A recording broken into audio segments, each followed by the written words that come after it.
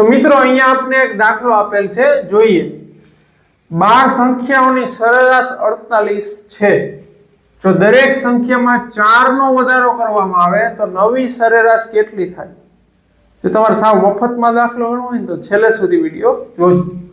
પહેલા આપણે કાયદેસર કેવી રીતના થાય જોઈએ। ખાલી સરેરાશ 48 આપી છે, અહીંયા 12 સંખ્યા આપી, 1 2 3 4 5 6 7 8 9 10 11 12 સંખ્યા આપી, એની સરેરાશ 48 છે। તો 12 12 માં 48 48 લખી શકીએ આપણે?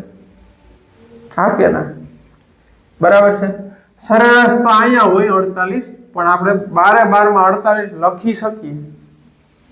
થઈ ગયું। હવે બધાયમાં 4 4 વધારવાનું કીધું, દરેક સંખ્યામાં 4 નો વધારો કરવામાં આવે। 4 અહીંયા પ્લસ થાય, 4 અહીંયા પ્લસ થાય, 4 અહીંયા પ્લસ થાય, 4 અહીંયા પ્લસ થાય, થાય કે નહીં? તો શું આ તો 12 જ સંખ્યા છે, 1200 સંખ્યા આપી હોય તો કેવી રીતના કરો? 1200 સંખ્યા આપી હોય તમે હું આમ લીટી લીટી કરતા કરતા આમ ક્યાંય પહોંચી જાવ, પણ એવું કરવાનું ન હોય તો કેવું કરવાનું હોય? તો જોઈએ, 12 સંખ્યાઓની જ સરેરાશ 48 આપી છે, સરેરાશ તો આપી જ છે, શું શોધવાનું છે? નવી સરેરાશ। તો નવી સરેરાશ શોધવી હોય ત્યારે દરેક સંખ્યામાં 4 4 વધારો કરે છે। તો 48 સરેરાશ છે, અહીં લખો 48 ને 4 52, તો સીધે સીધો 52 જ જવાબ થઈ ગયો આપણો। સરેરાશમાં જ દરેક સંખ્યામાં વધારો થાય છે, 4 નો, કેટલાનો?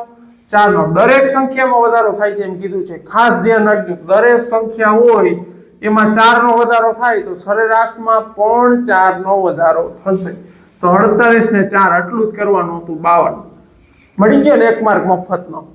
પણ થોડુંક વિચાર આવવો જોઈએ તમારા મગજમાં, સામાન્ય બુદ્ધિનો વિચાર આવવો જોઈએ કે આ કેવી રીતના હું સસ્તાઈથી દાખલો કરી શકું। તો આપણો જવાબ મળી ગયો ઓપ્શન બી।